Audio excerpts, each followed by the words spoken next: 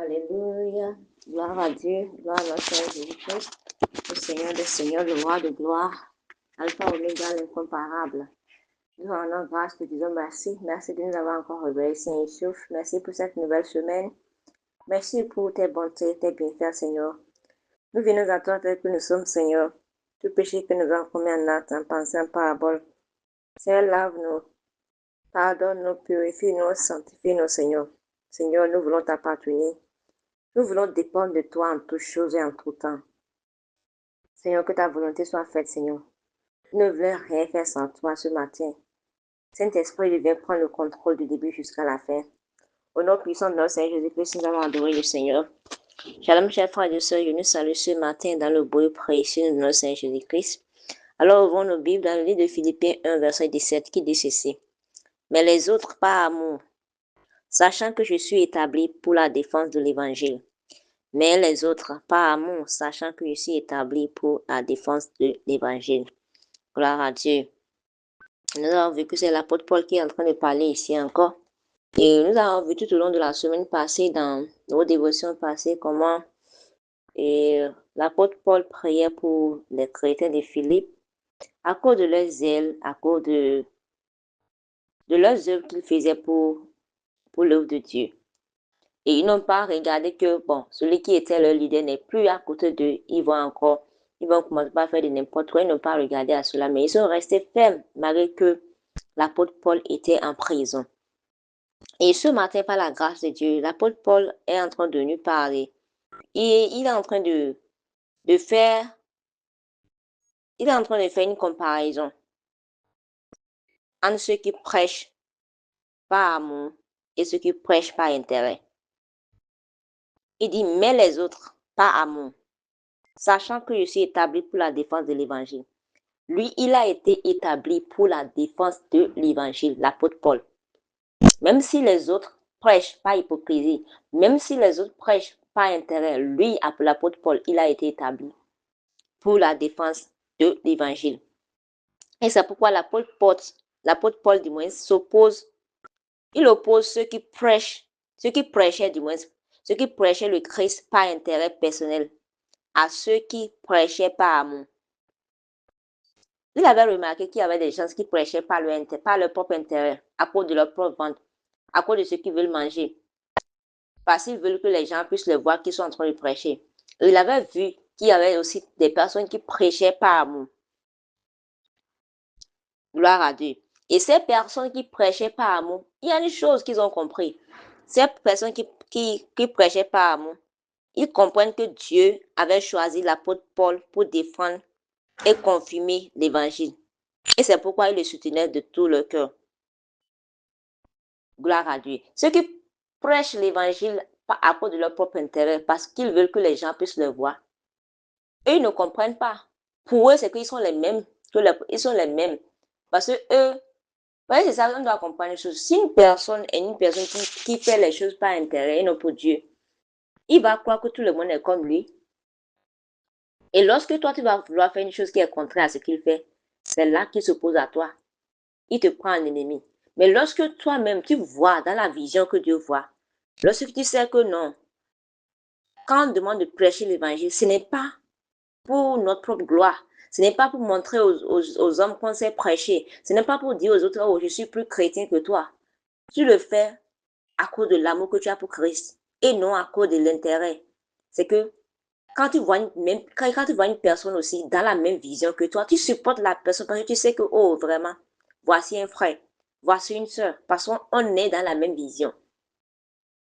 Gloire à Dieu. Et nous avons vu ceux qui prêchaient l'évangile par amour, ils soutiennent la mission de l'apôtre Paul. Gloire à Dieu. Alors mon frère, alors ma soeur, toi qui m'écoutes, je ne sais pas la raison pour laquelle toi tu prêches Christ. Et je ne sais pas qui toi tu supportes. Parce qu'aujourd'hui nous sommes dans le temps des réseaux sociaux où tout le monde veut être prédicateur. Et les gens veulent être prédicateurs à cause de différents motifs. D'autres le veulent pour que les gens puissent le voir. D'autres le veulent pour avoir plus de followers. Est-ce que toi, tout ce que tu fais, est-ce que toi tu le fais parce que tu aimes Christ? Ou bien parce que tu veux que les gens te voient? Pose-toi la question. Parce que tout ce que tu fais en dehors de l'amour de Christ, t'assure tout. Ce n'est que vain. Ce n'est que vain. Tu es en train de perdre ton temps. Alors réfléchis très bien ce matin. Et ce verset, au-delà de ce caractère que Jésus nous a révélé, ce verset nous rappelle que l'amour doit être le fondement de tout acte de service dans le royaume de Dieu. L'amour doit être le fondement de tout acte de service. Quand tu dis que tu veux faire une chose dans l'œuvre de Dieu, mais dans la maison de Dieu, l'amour doit être le premier fondement. Ne te fonde pas sur l'intérêt que tu veux gagner. Ne te fonde pas parce que les gens vont me voir. Ne te fonde pas parce que, mais fais-le parce que tu aimes Christ. Ne le fais pas parce que tu veux impressionner une personne. Non, fais-le parce que tu aimes Christ. Gloire à Dieu. Que ce soit comment dirais-je, dans nos chants, dans l'enseignement, dans nos prières, ou bien même dans nos services dans l'ombre. Notre plus grande motivation doit être notre amour pour Jésus-Christ et pour les autres. Ça doit être l'amour de Christ et pour les autres et non pour notre propre intérêt. Et au-delà de cela, on doit savoir une chose, que Dieu a confié à chacun de nous une mission unique. La mission que Dieu m'a confiée, moi qui vous parle, et vous qui m'écoutez, c'est différent. Alors, que chacun aille découvrir Seigneur, quelle est la mission que tu m'as confiée? Quelle est la raison pour laquelle je suis encore sur cette terre? Qu'est-ce que tu veux que je te fasse? Aujourd'hui, qu'est-ce qu'on voit? Aujourd'hui, on prend tout notre temps à copier les gens. On est une génération de copier-coller. On est une génération qui l'envie est devenue une chose normale pour nous. On est là à critiquer les gens, à envier les gens, à copier les gens. Parce que Paul a fait, moi-même je vais faire. Parce que l'autre a fait, moi-même je vais faire. On n'arrive même pas à aller devant le Seigneur pour dire, Seigneur, qu'est-ce que tu veux que je fasse? Quelle est la mission? Parce que, comment dirais-je? Miles Monroe a dit que comment dirais-je? Là où le but d'une chose n'est pas connu, l'abus est inévitable. Lorsque tu ne connais pas la raison pour laquelle tu es sur cette terre, tu seras en train de vivre ta vie comme ça. Tu seras en train de vivre ta vie en dépendant des autres. Parce que tu attends que les autres produisent avant que toi tu ne consommes. Toi, tu deviens un consommateur de premier degré, de haut rang. Tu ne produis rien. Il n'y a pas quelque chose qui vient de toi. Il n'y a pas d'originalité. Toi, tu n'es qu'une photocopie. Tu es là à photocopier la vie des gens. Pourquoi ne pas aller chercher la raison pour laquelle tu es sur cette terre? Laisse-moi te dire, tu es sur cette terre pour une raison donnée. Alors va découvrir la mission que Dieu t'a confiée. Gloire à Dieu. Et tout comme l'apôtre Paul a été appelé à défendre l'évangile, toi également tu as reçu une mission. Notre lieu de travail, notre famille, notre entreprise, notre école ou notre ministère est un champ de mission où Dieu nous a placés pour être une lumière. Gloire à Dieu. Je sais que d'autres personnes me disent, ah, je suis en train de prier, je n'ai rien reçu. Là où tu es, commence par là où tu es d'abord. Commence par là où tu es.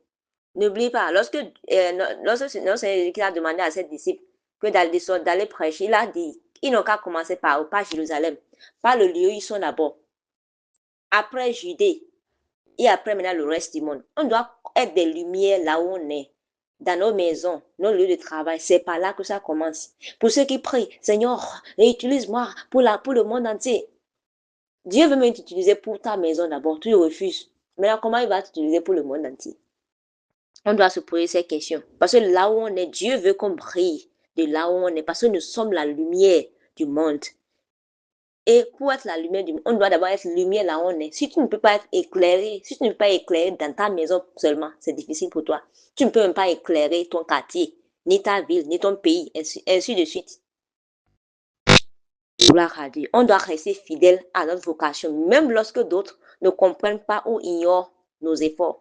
Tu n'as pas besoin que les gens te comprennent. Tu n'as pas besoin qu'ils comprennent ce que tu fais. L'essentiel est que Dieu comprenne ce que toi tu fais. C'est ça qui est important.